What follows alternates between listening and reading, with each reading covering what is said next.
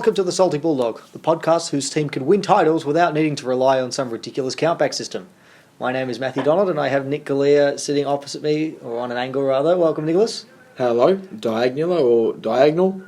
Diagonal, that's not a word. Diangular, yeah. Diangular, yes. Got to combine the phrases together. It's a word now. And also here, as always, Brad Sultana. Welcome back, Bradley. Hello, everyone. How you all going? Very good, mate.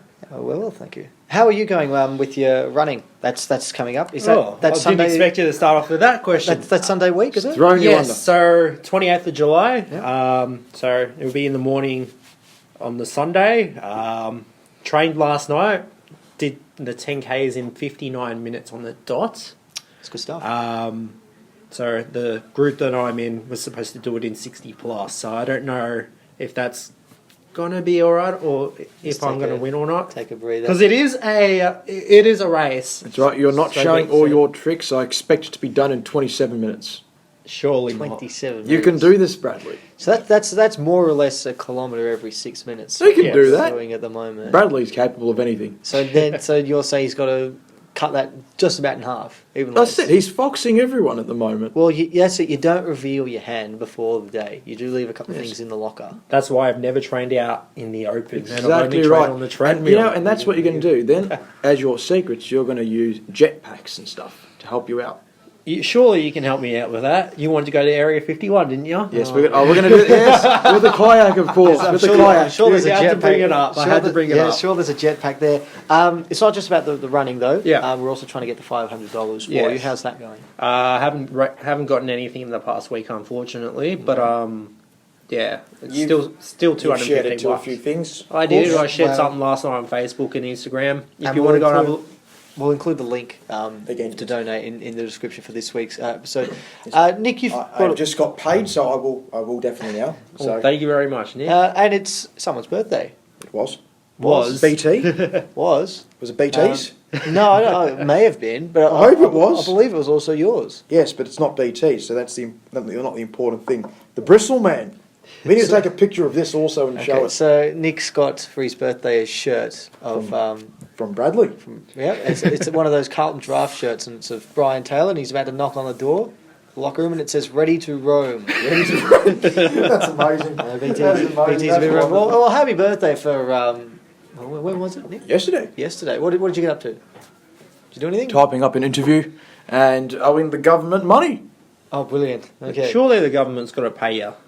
You know, tax return season, mate. It's going to be good. That's unfortunate, but what do you do? No, I've got to... You could spend the tax return on an interview, though. You could spend the tax return on finals tickets, Yes. which is looking increasingly likely now. We need to nice. get stuck into the episode because there Let's is. show all the T-shirts that we have. That is We'll take a picture of them all and put it up. We have much to talk about this week, and there is so much to unpack. It's almost difficult to know where to get started, but we will go back to the game on Sunday. And the AFL, the Dogs making it 3 wins in a row in 4 out of 5, with a win over Melbourne. It just about puts a line through the Demons season, the 8. Oh, they're now... What are they? They're 4 and 12? 4 and 12. So that is mathematically cooked. They're done. They're officially out of the race. Yeah. So that's. I think that's always nice when you put a line through a. Mm-hmm. It is a ruthless industry, and I think it's nice when you put a line through a team season. Yeah, Kinda using gives that us black a texture and just marking him out, it's a wonderful feeling. Gives us a Especially little bit of after they've payback copped from us. 2005. Exactly. And who was it? There was no JW to take us out. No Jack Watts or Jeff White. There wasn't even, was it Josh Wagner? That's yeah, the one. Yeah, Josh Wagner. He yeah. was named in their extended squad, though. Yes. Well, he threatened. We'll get on to him. How did he go in the VFL? And we'll find that out. I want to later. see, how did he go? Melbourne are actually 5 and 11. 5 million. Well, they're so cooked even anyways. Yeah, so even if they win every game from here, 11-11 record's probably not going to do it for them. Meanwhile, let's look at the more important team out of this, the Bulldogs.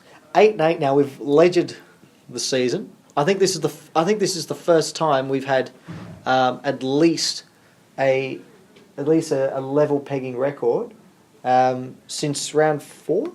Yep, that's I think it was when we were 2-2 following the loss to Collingwood. I think this is a good sign. I think it's a good sign we're heading in the right direction with this one. What do you guys reckon? Do you guys start? I mean, we sort of spoke about the last couple of weeks. That the next 3 weeks are pivotal to the season and to the future of this group. And that was Melbourne, Genuinely for the future. yeah, Really. Melbourne, St Kilda, Fremantle. We're 1 from 1 at the moment. The next week, this week against St Kilda is huge, and we'll get to that later.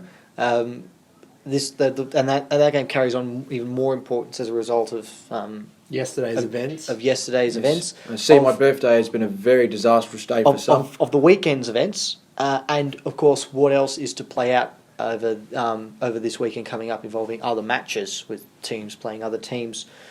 Nick, with the finals chances, how does your belief change, increase or decrease over what's happened since we were here last week, based on what has happened in the last 7 days? Well, we pretty much got every result go the way we needed to, bar one, which was North and Essendon. We wanted that to be a draw. A draw would have been probably ideal, but North Melbourne win would have been fantastic, as bad as that sounds for me. But no, it's interesting because you got the Crows and the Bombers this week. Who are the Lions playing? North. So that can also probably rule out a potential, team that could feature in the hunt. So it's Adelaide Essendon. Thank you. Which is going to be a big game. Richmond and Port, that's big for us. Collingwood and GWS, that's big for us Collingwood too. get a win there. Sydney and Freo is big for us. And that's pretty much it, apart from our game, obviously. So is that 5 of the 8 games? Yeah, so that's back-to-back weeks. Or 9 games, sorry. Yeah, back-to-back weeks that have been very important in the context. And could you look around ahead? Just to see. Well, then it's Collingwood, Richmond. So important is Hawthorn and Brisbane. Then Carlton, Adelaide. West Coast and North. Port and GWS is a big one. Yeah, that's very important. And then Gold Coast, Essendon as well. Could. Although you probably pencil in an Essendon win from there. I still hope the Suns work something out. But if the Suns pull off an upset, but as I say, it's got to be 1 week at a time from here. 100%. It's but very, it's very really easy to strange. look. I haven't seen it in a long time, like 3 rounds back to back. We've got a collective bunch of mid-tier place sides Going where it's constantly head-to-head battles against each other. How excited How excited are you two that the Dogs are back in the hunt for a finals race? Do you guys find it exciting? Cool. It's always contagious. Or is it a bit just? I'm trying to keep cautious? it low key Yeah? at the moment. I just want to take it one game at a time. Yeah. 100%. Don't want to get their hopes up too much. No, that's probably the way of going about it, to be honest.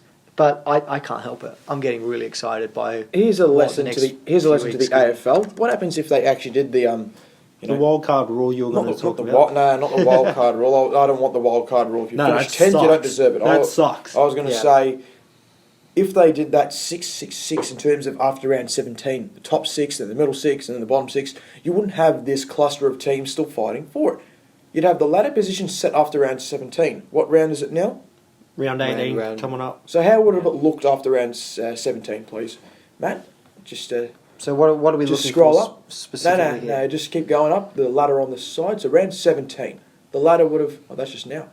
So where would we? We'd be placed 10th, and we'd have the next 5 weeks, hypothetically, versing teams from 8th to 12th, or whatever it is. Sorry, 7th to 12th. And that just defeats and removes all the excitement of what could become, So I hope they don't go into that rule of just leaving the season cut off at round 17 and then using the last 5 or 6 rounds as draft position jostling. I love what this finals race is. I reckon this is one of the most exciting finals races that we've had in recent years. Yeah, 100%. I mean, I reckon you could put a case. I mean, you probably almost put a line through. We're definitely putting a line through City and St Kilda at this point. I reckon Freo, North and Hawthorn are on their last legs. Especially North's fixture says they're just about done. Yeah, especially Fremantle with their percentage, even though ours is not much better. But we have the extra 4 points. You've got us and Port Adelaide, the game outside, and then you've got Giants, Adelaide, Essendon, all on 1 win ahead. So really, there's only 2 wins separating 6th from 13th. All I'll say is that with the position we are in and how I rate certain teams that are sitting above us, I'll be very, very annoyed to see this slip. Well, it's in our hands, isn't it?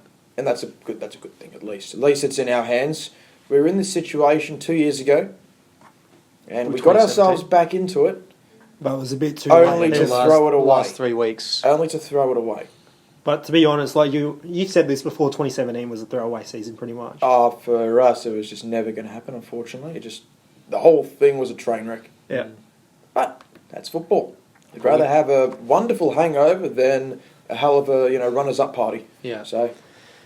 So this is where the 3-week patch that we spoke about started. It started with a danger game against a Melbourne side that struggled this year, but has slowly picked itself up as the season's gone on. the past 10 weeks, I think, especially They've been okay. They haven't been their 2018 side, but they've been okay. It was a must-win. It was a danger game, and as Nick said before the match to me, Brad. Are you going to there use was- that phrase, aren't I? You're going to use those phrases? Yeah, there Yeah, was go on. there was 7 or 8 reasons as to why this match was so important. Yes, I do a few. But also, so you it and I was- mentioned about beat the top-tier teams to build your legitimacy, and beat the teams below you to build your trustworthiness. Yeah, that was another thing that actually Nick was big on. A team that you can trust. I mean, the 2016 side, we knew every week what we were going to get from them. We knew we were going to get a team that was going to go for it. And give us a And- heart attack to the last 5 Yeah, minutes. they were going to dominate the match, and with 5 minutes to go, the game still be up in the air. But we knew that we were going to get everything that team was capable of giving on that day. And we've seen over the last couple of weeks, we've won games against Port Adelaide and Geelong that we went in as underdogs. This week we went in as favourites with Melbourne. It was scrappy, it was tense, but we won. Heck, I think that's the most Petrarca important kicked thing. a set shot. I think that was the most important thing. And I know you said after the game, Brad, that you weren't totally convinced, which I think is fair, I agree. which is a fair point. But I still think at the end of the day, the most important thing was getting the win. I think that they'll go back to Footscray and they'll be just happy that they've got the 4 points with that one. We weren't convincing. I was probably wrong to say that. We weren't convincing, but we were, I thought, definitely better than the D's. Well, I'm not taking that away. I'm just saying, it was a wasteful or woeful third quarter. Wasn't- one yeah, goal, wasn't- one goal late or something. Probably wasn't woeful. Probably when you Yeah, said wasteful yeah. was probably right. Yeah, Yeah, one wasteful, goal, yeah. one goal late. to Got my one words goal. mixed up. I'm The tired. third term, That's I was very happy with the third term. Apart from the finishing for goal, and Yeah, Brooke that's- Smith of all people to put it through the big sticks for us. But yeah, It's a big one goal late to 1 goal 3. That's the 2017-18 Bulldogs And parts of 16 and anyways. parts of 16, and certainly parts of 2019 as well. That has the team on the ropes and doesn't put them away. Let them off the hook. We got away with it. We need to learn in future that we cannot afford to do that. But I was very impressed with the performance. I was disappointed with the crowd. I think it was from our fan base. I just 26,000. think the Melbourne fans don't tend to like going across to Marvel. Well, I hear the snow is very good at this time of year. So So already the tickets are booked out, are they? yeah, so I think a lot of those Melbourne supporters were up in the ski chalets with the cheese boards and the like. So skiing down on the cheese boards? Because I would try that. Depends how big the cheese board is. Cheese, but I would definitely try that. Okay, and how much of the cheese is on the board? None of it. I've eaten it all. I'm happy with that. I'd happily eat all the cheese. What's your favourite type of cheese? Cheese. Cheese. There is no limit. There's no limit. No, I mean it's all sort of the same, is it? Yep, they're all the same to me. I'm a wild guy. I eat food. If you ever need a cheese platter or cheese board or whatever, you can come to me. Because, working plenty. at Harris Scarf, we sell plenty of them. Oh, Oh, there you beautiful. go. Oh, I'll push you off to my friend Fraser. Plugging your workplace. I like it, bro. One of the other reasons Nick said this game is huge. We said for this season for the future of the group in terms of developing the trustworthiness. Also a significant game for our past as well. Yeah. It's always very dicey when you want to honour milestones in a club's history for fear that the team goes on to lose the match. Yeah. This week we were celebrating 30 years since the club's famous 1989 fight back, where they had to raise $1.5 million within 16 days in order to 21 stay. though. 21? I thought it was 20. I've seen 21, yeah. Yeah, I've seen 16. I've seen 21. We'll go 21. 16 sounds better. It's got more history now. Yeah. Within 3 weeks, let's say, to stave off the VFL's attempts to take over the club and forced them to align with Fitzroy. And as a result, they had a number of different ways of celebrating the match. They had the special commemorative fight back jumpers, which we'll get to in a minute. They look absolutely incredible. Let's be honest. Much more popular than the Thor themed jumpers we tried back in round one. I got to be honest. Of course, there was all the great fireworks when the team ran onto the ground.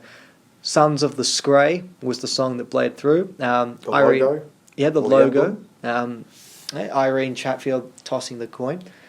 The cheer squad chanting Footscray The cheer squad to get us back chanting into it, Footscray. Yep. whilst the scores were level early in the fourth. It's always lots of decisions are made with any sort of celebration of an event. I have to say, what the Bulldogs did with this on the weekend, every move they made was the right move. I think everything they did was fantastic. I thought the chanting of Footscray, playing of the Footscray song, the Footscray jumper, Irene Chatfield tossing the coin.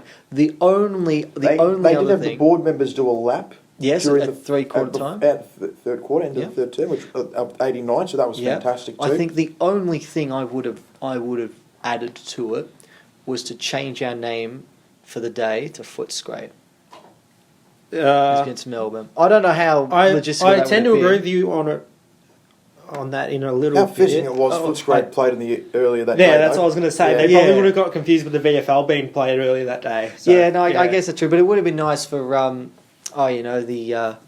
nostalgia and for the Dogs to go up to Channel 7 and say, hey, can you just change the graphic from Western Bulldogs to Footscray, just for the one game? I Yeah. think that would have been nice. That's the only other thing I would have added to it. I thought everything else they did was fantastic. Right? And there was a great celebration of a very important moment in our history.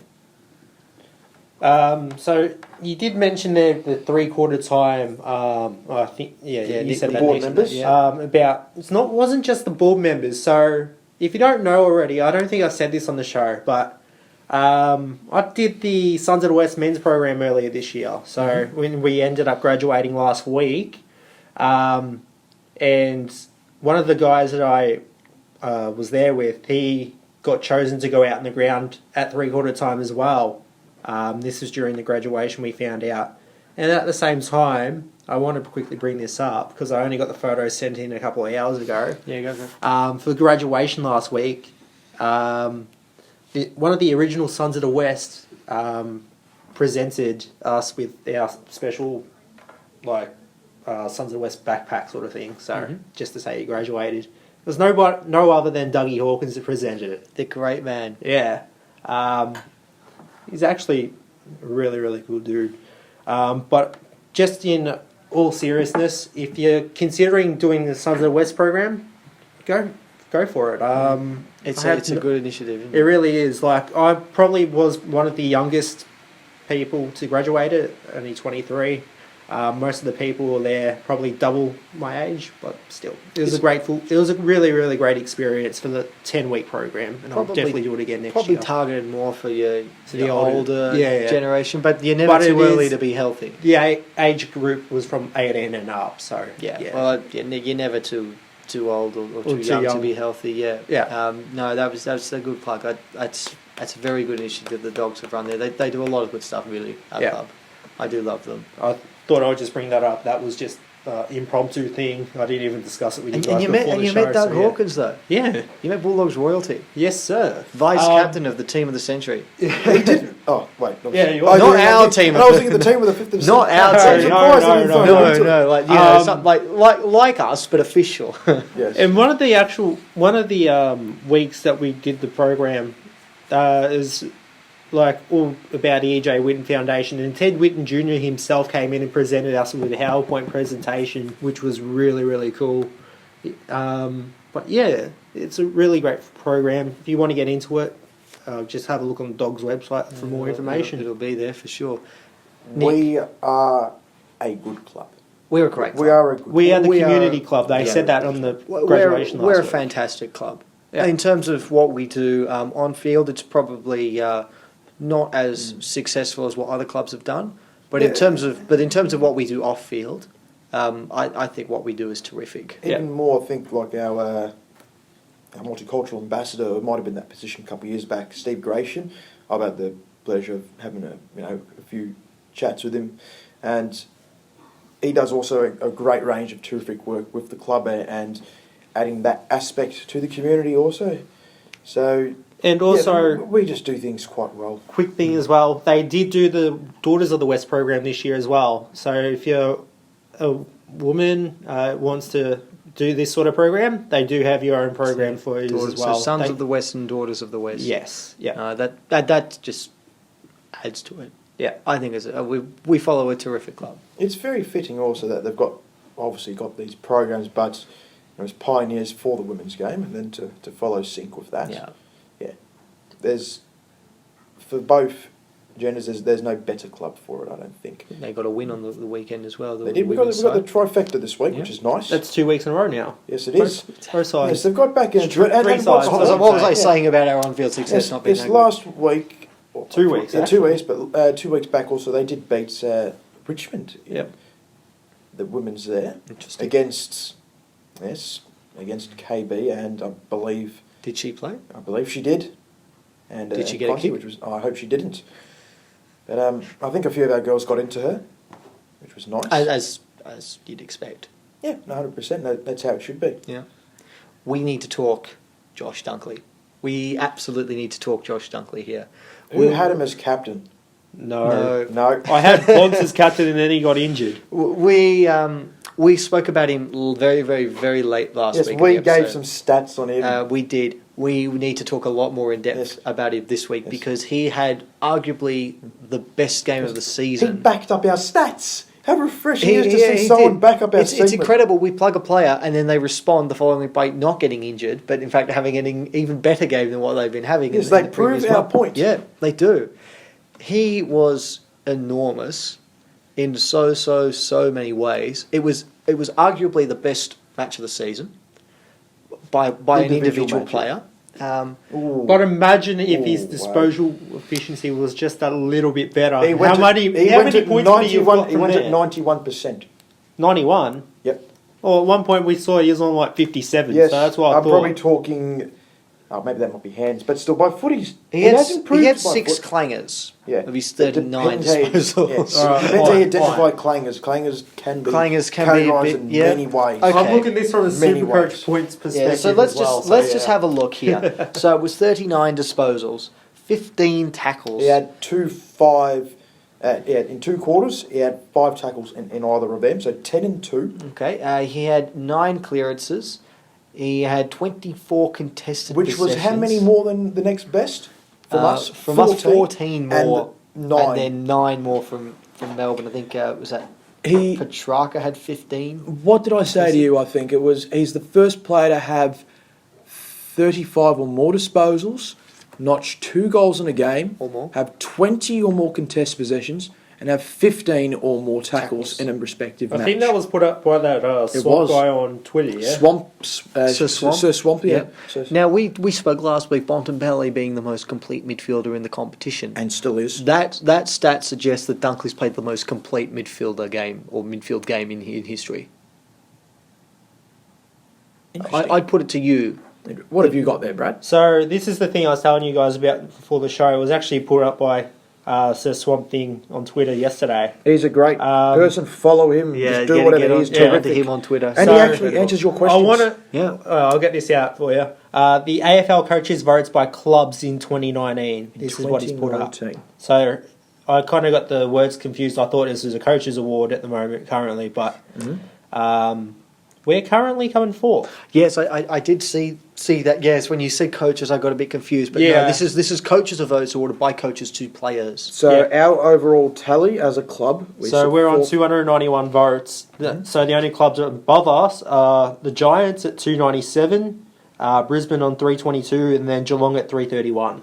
And we have 2 players in the top 10, I believe. It would be Bont and Dunks. Bontempelli has 78-ish. garnered a quarter of all votes issued to Bulldogs players And this Dunkley season. has 47. Is that on the back of his perfect 10 on the weekend? It would have been this week. Yep. So do you believe me when I say that that's probably the most complete performance by a midfielder ever? Probably not. Who can you think of one off the top of your head that might match it? I can think of Cripps 39 and 4 goals against Brisbane about a month ago was pretty good. Dunkley still kicked 2 goals though. He had 15 tackles. 2 set shots. Yeah, Set shots. for Dunkley. Dunkley with 2 set shots. I noticed a difference between he and his brother's technique.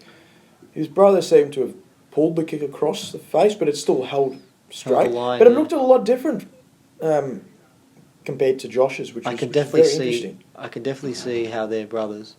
Yes. They do It's look. They wonderful. do look similar. They do look what? but you- Oh, the style. What are you talking about? But it was good to see. It's good to see that we've finally got the better brother.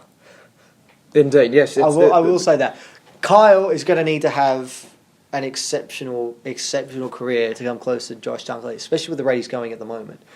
Does Dunkley land in all Australian calculations if he continues this sort of form that he's been enjoying for the past, well, let's say, best part of 3 months now? Yes, and for the real terms, barring a 6-week stretch this year, he was named forward. I think, oh God, I've got to remember where I've seen these figures, but someone showed that his figures from rounds 1 to 6 have been completely flipped around in terms of positions. It's around 80-20, maybe 85-15 compared to, I think it was 68-32. That was 68 forward, 32 mid. So that's clearly the change has worked, and rightly so. Mm. But he's been doing this since round 15 last year, He has, barring a month this year. Yeah.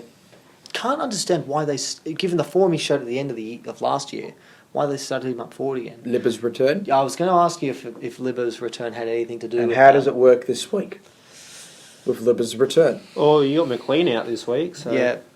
yeah. Well, Dunkley to the forward line? no. No. Hell no. No way. But we don't want to see. You would be mad to put Dunkley in the forward line now. And you Ever don't want to again. see Libba being like a mid forward neither, because that doesn't work. I reckon. You don't That's think? my opinion. I I don't think it think- works. I think it means, McRae, we're pushing you out wide, and Libba and Dunkley go to business.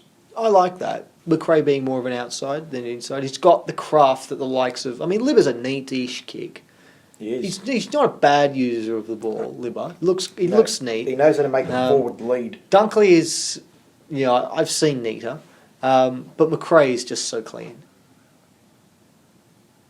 He's very clean. I think Dunkley's kicking stats this year apparently are, yes, they're lesser than what they average. should be, but They're improving? they have improved over the past 10 weeks, from what I recall from the figures. I'd believe that. I've been critical of Dunkley's kicking for goal forever. And I've never minded his, not the result. The result's always been a pain, The but I've never technique. minded what he's done, how he sort of leans back, and it seems very biometric and very systematical. How he goes through it. Biometric, Brad. Yep, biometric's another word. His kicking actions are very biometric. Yep, That's a new biomechanical What, and what, stuff. do you, what do you mean when you say biometric? No idea. No You're idea. just making up words now. Yes, I do. To No, describe I think things. biomechanical is what I'm looking for, but it seems nice. It is unconvincing at times, but to me, there's not as much room for an actual technical error in the way that he goes about it. Here's a question. I'm curious to know your answers. Oh God! 30 metres out directly in front, set shot. Who would you rather take it? Dunkley or Bontempelli? At this rate, I'm going to probably go with Dunkley, because I've always trusted his kicking this season. You have not, Matt. No, I never Yeah. have. So I think in terms of the actual, Well, if you're going to shake a routine- habit, it's a long time convincing. yeah, Well, I just have a good feeling about Dunkley's set shots. it depends. Is it a must kick goal with a minute to go? Because then if it's that, Yeah, the man yeah, will yeah, step up. The that's man right. will step up. Yeah. in the bond. Okay. Well, let's just say it was in. Let's just say it was in the third quarter on the weekend. We're up by a goal. We've just kicked 1 goal late. Let's use that as the example Then because that's a bit of then both. Dunkley. Okay. Then Dunkley for me. It Because just that's- seems to be more. That's a bit of both in terms of Yeah. needing a goal, but it's not absolutely crucial at this stage. Yes, it depends also on how that goal is. If it's coming from general play and it's No, absolute bit set of magic, shot, it is a 30 bont. metres out, But dead it's in that front. shot, yeah, I'd be sticking with that. If it's on the run, Bont. Yeah. No, that's interesting. Interesting. I said I still trust his technique despite his poor stats on occasions. It doesn't have it has less room or more room for an error. Everything seems to flow. Speaking of Bontempelli, he's in a race against time In a moon to be boot fit this yesterday. week, and in a moon boot. Yes. Now I went to training this morning. No sight of him at all, which is not a good sign.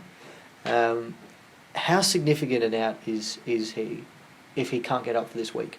Bear in mind, he has got till Sunday, and it's Sunday afternoon. So it's not like he's playing Saturday afternoon or Friday night. They've got to be selected by Friday night, though. The whole team needs to be selected by Friday night. But you can name Bontempelli. As an emergency. No, you can name Bontempelli and Still carry him up until the last minute. Yes, you can. And do then that. make a Just decision the late on change. Yeah, if you just something make a happens. decision on Sunday morning or Sunday midday. So we have till 4:30. Game 4:40. Probably even 4:00. Yeah, but it'll be late. It'll be earlier than that. But We've got until 4:00 on Sunday. I mean, look, I have no doubt when the teams come out on Thursday, Bontempelli gets named. There'll be no doubt at all. Whether he is able to get up, that's the question. And if it's actually worth it if he just misses a week and save him for the Freo game the next week. I reckon it's worth it if he can play. Given finals are on the line here, Yeah. you want your best players playing now. But at the same time, I do trust the side with or without him. to Yeah, win against the I see Saints that. this week. It is some good ins this week. It's some good ins. Well, let's see who does come in. We've got Luba back in the mix, who we yes, mentioned. he says just needs to get through training, and yep. he will be named. McLean definitely out with a hamstring. Caleb sustained Daniel in the comes first back this quarter. week as well. if he Daniel gets was through. at training and he was with the main group. So whether I just do suspect it may be too soon. That's a 2-week hamstring injury. Well, Well, this how still about counts as a Dale threat. Morrison? He's yet to come back in too. I had some thoughts on Dale Morris pre-game Sunday, and they were. If I he's was not, able to chat with you before that. you may have, yeah. Yeah, we were on the train. We and did speak about I it. said if Morris isn't playing against St Kilda this week, I'd have serious Yeah, that's concerns right. Yeah, I about did his hear that future chat with you. beyond this year. Yeah. So Yeah, I did have a chat with you about that. whether he plays, and Nick's had some discussions with me pre-show as well about his future. Now, I'm not going to accuse you of shooting Bambi here. No, go on. You are under the impression that maybe we entered season 2020 without Dale Morris. Sounds sacrilegious, doesn't it? But Actually makes me feel sad. it does. It really does. It sucks. Because I was going to get his number 38 in the back of my jumper as well. Look, if he wear the Guernsey, he'll never finish up. But it's you can't keep going back to the same well, even though it seems like it's never gonna. It seems like although the water level keeps dropping, the reliability of always wanting to go back there, that drive never diminishes. But it's unfair for him, I think, to keep having to be relied upon at his age. Okay, and he's an absolute gun. But the club, and you've seen other clubs make tough calls with footballers who arguably, in a pure footballing sense, were superior. You've seen it with Roughhead this season. Yes, you've seen it with Roughhead, but I thought he's been on the I down. think- He's been on an understandable downturn, But I'm Roughhead. just saying at his peak, Yeah. he was a Oh, champion. fine. I'm also talking We like saw the it. I Cats think we with, saw it a bit with Minson, and Yes. that was a tough decision It for was. a lot of us. Certainly for me to accept Mm. Minson's mortality was Yeah. difficult. Yep. I'm Um, talking and- with the Cats and Steve Johnson Yeah. and James Kelly and Pretty much with and everyone. Chapman Pretty much with everyone except Gary Ablett. and Bartel. And right when they went on their own terms, I think, but they slightly were nudged. And you've seen it, of course, with the Hawks before. But that's what I'm thinking. Do you think the club's got it in them? I do. I I do think that if it's Because there's been if talk it's with him necessary, before. they will do it. I think that's my take on it. And again, this is not a knock at all. I will absolutely love it if he is named. But you and I were talking before, Matt, about another player on our list being Lewis Young. Yeah. Now, and the question was, is it worth keeping on Morris for one, maybe two more seasons at the expense of discarding Young, who could be At the bare minimum, half a decade and Yeah. potentially up to a decade-long potentially up to a prospect, decade. locking down that centre-half And back he's still role. 20 years old. And we know he's got the attributes to make it. He's very much like Rourke Smith. We know he's got the abilities to. He's got traits that will allow him to carve out at least a solid career. At the bare minimum. At the bare minimum. They'll work it out. That's it's the just interesting whether it's worth cutting loose one of the very, very, very best defenders we've ever had as potentially a season too early. Like, in terms of it's a credit that he's a got this business long, decision. seriously. Oh, Like, yeah. it's nuts. That I you mean, could be for a guy to expecting- do 2 ACLs at this age, to come back from them within 100 days, he's a freak of nature, Dale Morris. and arguably still is. And even though I've said these things, he still is probably in our best 22. And I'm not saying it because of age, but I'm saying it more in the sense of opportunity. Oh, well, if we're playing a grand final this week, Dale Morris is going in. I don't care what anyone says. Yeah, that's understandable. I mean, I'd put a Dale Morris in even if he had a broken back, which they've actually done in previous years. So he is absolutely a lock. If you need to win this game, you play him. I'd pick him this week. I think he has to come in. This is a must-win game. They're all must-win games from now. The only one I would say is not a must-win game from here is the Brisbane game. I'd say Of course, it's the game I travel up to. Yeah, no, I'd say that's our free hit.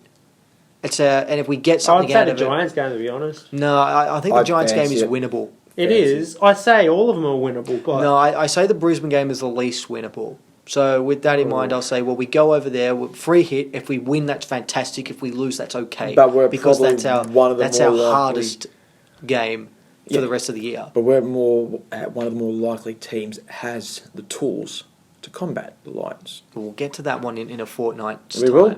So But every game apart from that, I absolutely cannot afford to lose. We could probably afford to lose. We can afford to lose one more game. If we're lucky, we can afford to lose 2. If we lose 3 more from here, we're not playing finals because 11 wins, as we've said earlier, is not going to cut it. And given our percentage as well, you're probably looking at having to win 5 of your next 6. we're happy. We're content. We've got the 4 points, of course, this Yeah. week. But that's all that matters at this Yes. stage. I'd rather, in any case, you'd rather a win and play poorly than play well and defeat. But now 4 points is worth everything. oh yes, and also a shout out to Al Hunter for that wonderful banana Left foot nana. Left foot nana. Yeah, no, that and was cheers for the chips too. yes, yeah, the chips. Free Yes, chips. thank you, the free chips. Yes, Yeah. that's a great I don't initiative. think you guys redeemed yours, did you? No, I didn't. You should have. I should have. Wasn't hungry. I should have, to be honest. But no, I told you he'd kick it. That's his pocket. It is, yeah. He's not the way he normally kicks for goal, but it doesn't matter. It worked. And have you seen some stats on Tim English? I believe. If you were able to The locate comparisons it. with Yes. Grundy Yes, after 23 and games. there was a passage of play, 2 passages of play where he just burns off gone. What the heck did that say?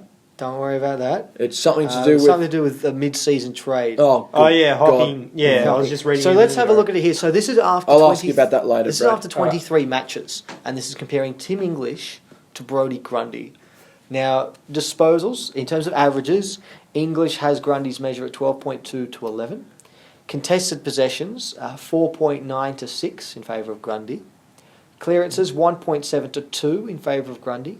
Hit-outs to advantage, 4 to 4.5 in favour of Grundy. Score involvements, 4.3 to 3.4 in favour of English. And pressure points, 29.9 to 28.6 in favour of English. I think also, seeing about pressure points, I think our pressure rating in the past month or so, all of our wins and all of our good performances have come with a rating of 188 or above. When we've lost, and not just the Pies game, I'm talking in our bad losses, it's around 160. So it's a fair differential, that. Do you think with those stats regarding Grundy, they would have been sharing some time, obviously, with Jared Witts? I remember those two couldn't exactly work properly together in 2015. I mean, remember that game against them under the roof where they had Grundy starting forward and Witts in the ruck in 2015? Remember that game we attended, Brad? Not really. I can only remember the 2016 one. The free tickets on the wing. Do you remember sitting on the stadium up at the top tier of level 3 on the wing? Was that the game I was complaining about because the with my Collingwood other had mate? their members reserved? Probably was. Kind of remember it. Yeah, but that was a match where you had Grundy and Witts just using their height all about. So just the thing is, do you think English is a better threat forward? than what Grundy actually is. He's a better marking option up forward, I would say. Up forward. Yes. Now, there was something I wanted to point out as well, because what that stat doesn't include are hit-outs. Yes, which Now- Grundy has got him. Now, but I was just curious. I've just done the numbers here while you guys have been conveniently talking. After 23 games, Grundy had 454 hit-outs at an average of 19.7. English has had 351 hit-outs at an average of 15.26. So 4 fewer hit-outs a game on average, which doesn't sound like a lot. Could you go to Grundy's stats page and just go there, just click on his individual person. What's his age? 19 and 103 days. And what was English? It was 19 and 290. Okay, So about 200 days. when they difference. when they straight away When they debuted, yeah. Interesting. I think Grundy though was more physically ready. I think his body size matched his shoulders. English hasn't yet. So we'll see what that happens. But English is more of a, as we know, a follow-up type and a work rate ruck. So, and he did that on the weekend against Scorn. He worked Gorn over, which was very impressive to see. Huge He would have raps on been this far one. more fresher too. You know, Yeah, he's Gorn. had a best part of a fortnight off. And also with a second ruck that can actually hold his own too. But that's English's strength. That's his point of difference. He's a very, very tall midfielder. In essence, he's a very, very tall midfielder. And we had 3 other players go up in the ruck too, or at least record a hit out. In Trengove, who had 9, English had 7, but it was a different bit of hit outs for him. We had Norton with 3 and Shaki the 1. It kind of reminds me of, remember that win against Sydney in the rain, where in 2015. The one I mentioned last week. Yeah, Cordy had Where 3. Cordy had 3. No, sorry. Lin Jong had 9 hitouts in the ruck, and Ace Cordy going as third man up, 1-6 or something like that. What a day. I just say tongue in cheek. Obviously, Cordy wasn't third man up, but I remember looking at that thinking, oh well, okay, Jong rucking and Cordy going third man up And works. We have to go and watch that again, just to keep an eye on 2 it. weeks later, Brett Goods against Sandilands. Jeez, the most infamous ruck contest of all time. An unfair match. Definitely an unfair matchup. Okay, what else can we talk about with this team? I think we need to reserve praise for Jure, who probably had his best game of the weekend, and has proved me wrong. I'll openly admit this. I said at the time I wasn't convinced of his recruitment. Place. Yeah, well, I just didn't see where. I could sort of see why they brought him in, just to be that Matthew Boyd replacement, not winning as much of the ball, but just straightening up the back line. But I couldn't see it early on. But he's since convinced me. Mine were more, I agreed with it in the sense of the intangibles that he adds. Yeah, no, I with a team that had yeah. lost close to 800 games in terms of the back half, Yeah. he replaced that there, well, not the full amount, but he placed a chunk of that, and he's been in a system defensive system which is playing similar to our own. He's got the leadership. He's been best clubman at the Hawks on a couple of occasions. He knows his role. He's also a voice down back, because that has also been his role at the Hawks when some other senior players, like in 2014, when Hodge wasn't there and Gibson wasn't there and Lake wasn't there. And that's pretty much what we needed. A mature head when also Wood's form's dropped off and Morris hasn't been there for the better part of 2 years. Mm. And who else adds that mature voice down back other than Jure? It's Trengove. That's it. You need those types. Yeah, and I guess Easton would. Yeah. Not as and much. And then Suckling until he went forward. He's been playing forward a bit more. He has past been few doing weeks. good. I like how Suckling. It's not been a bad move. That it's one of the few. I reckon it's one of the few. Sort of one of those types of moves where you take a senior player out of their natural position. Yeah, that's Clarko actually did it to him worked. in 2015. I mean, it works much better than the Easton Wood move. Mm. Oh God, that was a disaster. No, for a future fourth rounder, getting Jure was a no-brainer, and I thought the Hawks sold him short, but they knew it. They can fit the position better with someone else, and they have. And we've fitted what we needed with Yep. him. So that's a win-win. I'd have to argue the same as Sam Lloyd, who's still leading the goal kicking. Rook We've Smith. overlapped last year's tally. Yes! 27 goals. Hey! 27 goals now. So Billy Gowers kicked 26 last year. Jake Stringer and Liam Picken tied with 24 the year before that. We've also managed to surpass our lowest ever winning tally with Adrian Campbell's 21 goal haul in 1989. We've done it. We may well have a player that's kicked 30 plus goals this season, barring, and I wouldn't rule this out, some incredibly untimely injury to Sam Lloyd. Oh dear God! And we can't even bring Fergus Green in for him. Oh well, we've got Ben Cavara, who was back in training as well. He didn't play on the weekend. He had a shoulder. No, he did have a complaint. shoulder. He did have a shoulder injury. Rourke Smith, though, is an interesting one in the forward line. Nick, you had some thoughts about his career. Yes, and where we've he can given him a bit succeed. of praise the past couple of weeks, and rightly so, to be fair. We know, and we've said this too, if he is to make it, it will have to come as that high half forward, and he's surprisingly got a fair bit of speed in his legs despite those issues, doesn't he? He's good with his pressure. He's good leap. He's quick. He's very good leap. He's good. So he's a good mark, and he kicked 2 goals straight on the weekend. He's a neat kick, so it sort of shocks me when he doesn't distribute the ball as well as he should, because he actually, as I said, he is a rather fine kick, a rather sound kick. And he'll have a few more weeks to... I think so. Yeah, if a he few more gets- weeks in the side because, Mitch Wallace was diagnosed with his ankle injury was a little bit worse than that first floor. might be a good segue into the VFL now. Yeah. Wallace is out indefinitely. The ankle's just not getting any better at this stage. He spent a couple of weeks in the VFL playing under his brother and captain Josh, who led Footscray to a 7-point win over Casey in the VFL. It got a little tense late, but Footscray got the What job did you think done. of that last quarter, Brad? You got to see parts of it.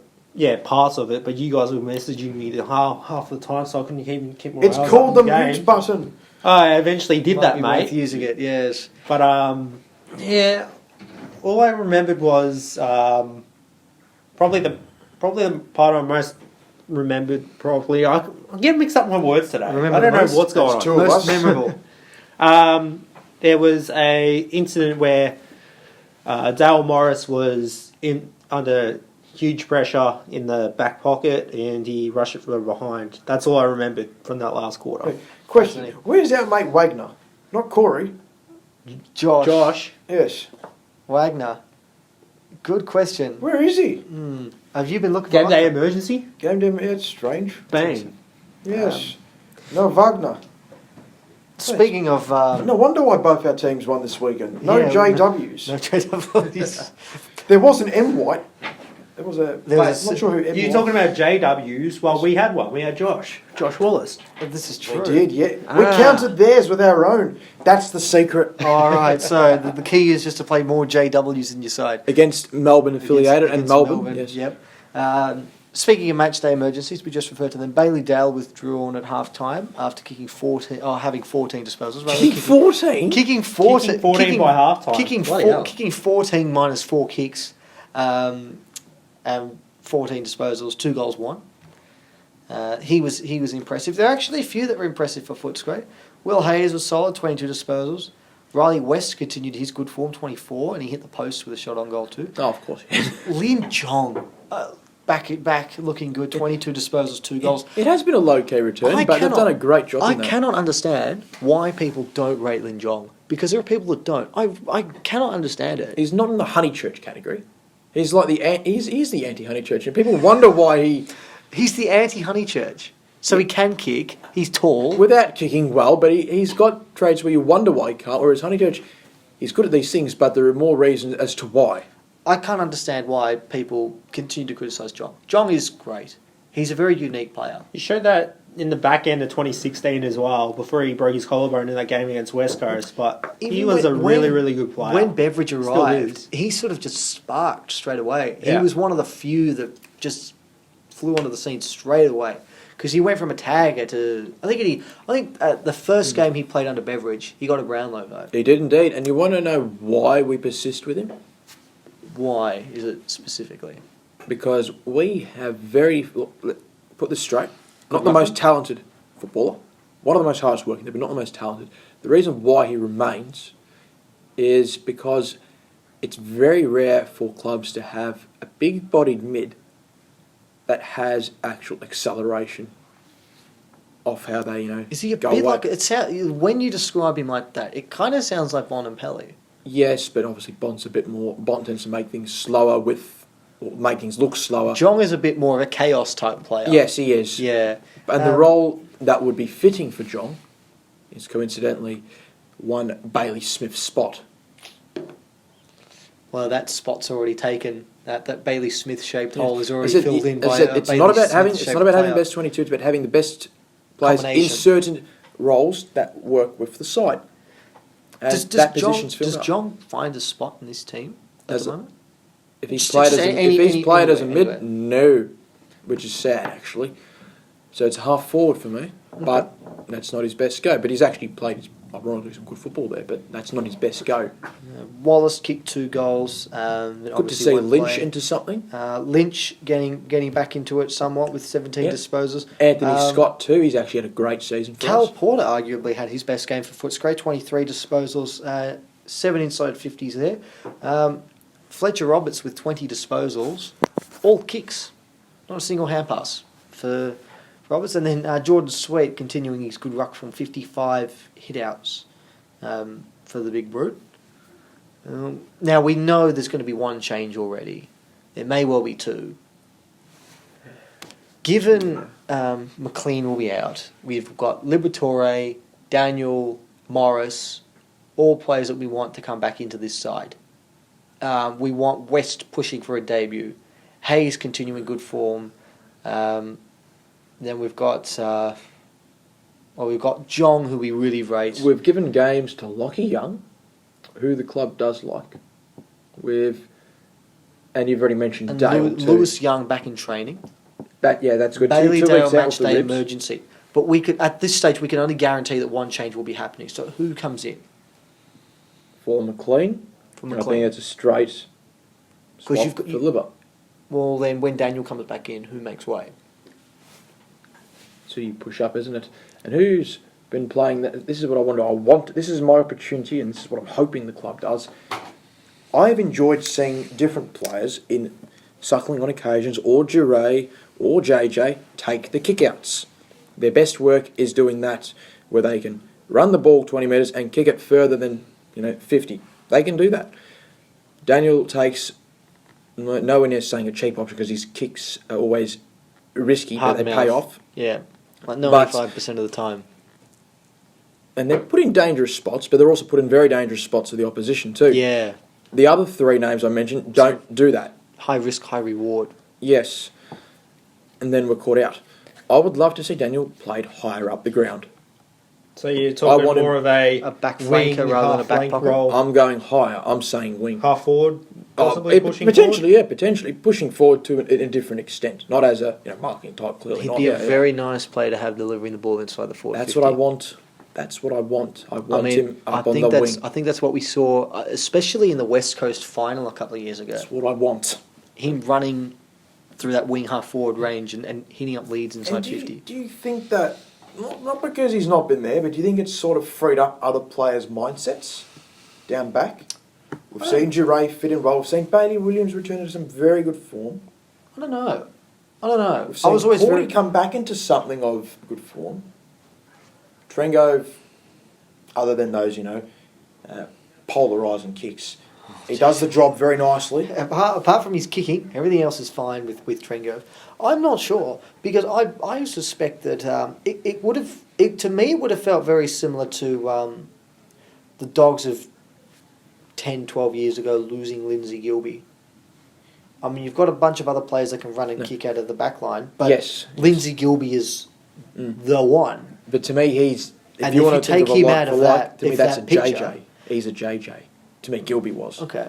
That's If you- I see the roles for So that. if you take a JJ out of the picture, it'd be like taking Gilby out of the picture. How does that That's impact for me. everyone else? So who was the Daniel of that Rodney Eade era?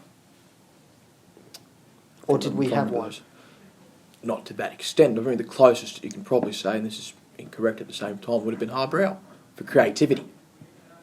That's what they both had. So what would taking Harbrow out of the team do? Of then? Probably add a bit more. Add more caution? Add more... Yes, probably yes, a lot more caution there would be. But I said with those 3 other players, because we've got 3 other risk takers anyways, as it is. Do we really need a 4th down back? And Daniel, I think there's more positives of him playing forward, despite probably, if he wasn't injured, he'd be continuing his fine, fantastic form. And I'd probably still be saying these things, to be honest. But and he might make AA as a defender. But I still see... Because, no, obviously. no. They'd much rather pick Andrew Gaff, I'm told. Again. No, I remember Pendle's made it in 2012 with 15 games. I think Gary Ablett made it one year with 14. 14 games, just over half a season he got in the team. Well, Must have been an that must have extraordinary been half a in season. 2014 because he was nuts that year.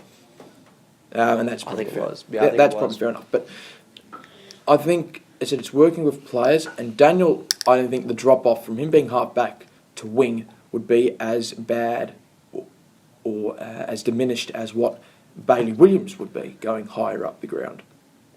Williams is a defender first and foremost, an attacking one at that. Daniel, to me, is more of a... Well, remember they higher said up early player. last year they wanted to push Williams in the midfield a bit more. And he did train there. I wonder if- That's because his body size suggests the creativity of it. Oh, yeah, Brad's I've got some breaking news. Oh dear. What's breaking? Oh good God. What are you Lewis breaking? Young has re-signed. Thank God. Wow. That must mean I'll have a what look at we the were article talking and see about how long before. it was for. That must mean what we were talking about before then, because I was hearing if things weren't going 2 well, more years, 2-year if contract things extension. weren't going well, he was going to Port. But that goes in sense of what we were saying and what we think could happen is a slight little nudge to one of our favourite to- sons. To Rourke Smith. Yes. So 2 years, that's Yeah, that's So to okay. that the end takes of him to the end of- 2021. No, that's good. Yep. I'm happy for that. I'm very pleased for that because we've put a lot of time into him. We said Great news. he's got the attributes. We said he can do it. He's got, like Rourke Smith, That's how ironic he's, that it comes he's, up now. he's got the traits to make a name for himself. Hmm. He's just got to piece it all together. Again, I'm going to say that this is for anything in particular because we're going to stop here. But shout out to my mate John. Shaki will prove you wrong, and he will keep proving you wrong. Yeah, take that, John. Yeah. Listen, He thinks he's going to. He thinks He he's probably gonna doesn't get even chopped listen off. to this, Listen, but no, whatever. he thinks he'll get chopped off in 2 years. I say you're a flog. He would have Coleman in 2 years. He What are you shall. going on about? Now, just and then there's also the likes of Fabio. Fabio of like Gowers to come back in as well. Beveridge a fan of him, but anyway, that's another I can story for another understand time. why too, but yeah, it's interesting. What we want to talk about finally. This will be the last segment. Of This will be the last thing. I want to talk about the jumpers. Quick comparison of the jumpers because there was a poll on the Salty Bulldog Facebook page in the past couple of days. Still 4 days to run. Which jumper do you prefer more? Do you prefer the traditional Premiership hoops, or do you prefer the fight back themed style of the white, red, white? The fight back theme. The fight The back 5th of the theme. century, yeah. Yeah. These Yeah. things. Should have put another option on there if they were. If they Thor- would've The been Thor out. Guernsey. Yeah. Thor Guernsey. No. No, bring Well, back actually, Robo-Dog. Yeah, let's see what I really option. like Bob this been a 300 one? Guernsey. Could It's this been very, one? very similar to this. Yeah, but I do. I really like the collars on it. I was shattered to not get one. But I think the question you've got to ask, it's got to be like a permanent. What would you make be? That was I the know, question but- of the poll. No, not If as you- to me. It's not as a. there's your next poll right there. Thor versus Bob 300. Okay. Oh Jesus Oh, Christ! jeez, okay. That's like asking Luke Darcy versus Scott Wine for the ruck. Oh god, it actually is. And you know what happened I there? can't That wait means to- Thor Guernsey is going to wallop it in. Yeah. It'll happen. Yeah, people will take the piss out of it and say, So- "Oh yeah." So Thor be this 100 and the times question better. for this one was as a permanent Guernsey. So would you go with the Premiership hoops, or would you go with not obviously with all the fight back stuff on it, but that It is design? gorgeous. It is a beautiful jumper. It really does look nice.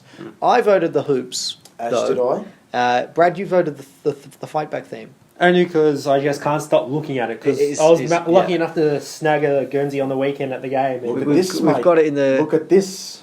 not time for BT, BT. but it just stands out. It's something, I something just different, can't. yeah. I can't put my finger So on it. are you why saying it's there's so just good. something about this, just like according to Shane Warne, there's just something about Stoinis? We'll couldn't help- save that for another time, all right? Couldn't help But- himself. But Just something about it, isn't it? But with the votes we've actually had, and this is terrific. We've had 793. Can votes, we get the 1,000? which Come is on, which people. is probably more votes than we had for the actual team of the post 2000 era. But anyway, we've had We had a chunk of it. We did good. 456 people have voted for the fight back theme, and we've got 337 voting for the premiership. I don't hoops. think you can lose with this. I There's no don't real think loss. so. No, I don't think there's a loser. I think either jumper would be a nice fit. Obviously, this isn't anything official. This is purely opinion, and no result in this poll is going to have a direct outcome on a change of jumper. I liked it how last year someone asked, "Are you guys the official podcast of the Western Bulldogs?" wait, somebody Who asked that? asked us that? I remember that. Who asked us that? That I don't remember, but I remember the other part, and it made me You should have laugh. just said yes. So no, we have no bearing. Yeah, obviously, At this is all just on pure this? speculation, and nothing we say or do is going to have any influence whatsoever. But it is nice to discuss, and we've had some really good discussion on this one as well. Some of the comments, they're both great. Fight back was a good once off. Leave the jumper alone. We have a habit of making changes for no reason. Fight back would be a great inspiration for remainder of season. Premiership hoops. I just remember as a kid not being very successful wearing the other jumper. Was great as a once off, but stick with what we win flags in. Very good point. Keep the jumper we've only ever been successful in. The retro one is cute but not classic. Should change the song back though. Heaps better than the current lifeless limp version. Quote. I didn't say that. And then it's just hoops. Only the hoops. Fight back ones are beauties. Please make the change. Okay, sure thing. we'll get onto that right away. And then we've got. I'll put in a word to my mate Sam Power. And then we've alright. got a lot of people who have been advising us check its history. Check its history. Sure, there's one more here. Check Check its its history. Yeah. one more? So is there one more? Yeah. Should that be our hashtag this week? Check its history. It might work. We'll have to look into that one. But I thought that was a nice way to end what's been a good Yes. week. Yes. Big week this one. Yep. Saints. Yep. We've got the With a- combination. Well, I don't think we can't fail at all. We've got Austin Powers running the club, and we've got Edward Norton featuring You inside. just brought that up. Yep. Why did you bring it up at the start of the show? You mentioned it Sunday, but you couldn't I love bring it it. up today. Yep. Austin Powers. Yep. Running the club. Yep. Austin Powers and Yep. Edward Norton featuring as the main cast. It's And, wonderful, isn't it? And we've got, and we're facing a side that sacked its coach. So I've never been more sure of a St Kilda the win than I am right now. Just think of Austin Powers and Edward Norton. Right. Okay. I'm gonna dream of Austin Powers and Ed Norton. Yes, this is a reference, of course, for those that don't know, for Sam Power and Nick Austin, who was actually really much the forgotten man. People say, great work, Sam Power, for drafting Bailey Smith. It was Nick Austin. All right. Well, we'll leave Nick to his. Nick, me. I we'll must be him. We'll in leave. the Yeah, skies, aren't I? we'll leave Nick and Nick to their dreams of recruiting Bailey Smith. Again? Yeah. In the meantime, Nick Balia, I want to thank you for joining us as you do every week. Always great to hear your well-educated thoughts and opinions and logic biometrics. and biometrics. Brad, I want to thank you for joining us as well. Best of luck with the ongoing efforts towards the 10K run. Really looking forward to counting down the days for that one. To all of those listening at home or wherever you may be around the world, tune into the Salty Bulldog. We thank you for listening to us and we look forward to having you join us again next week.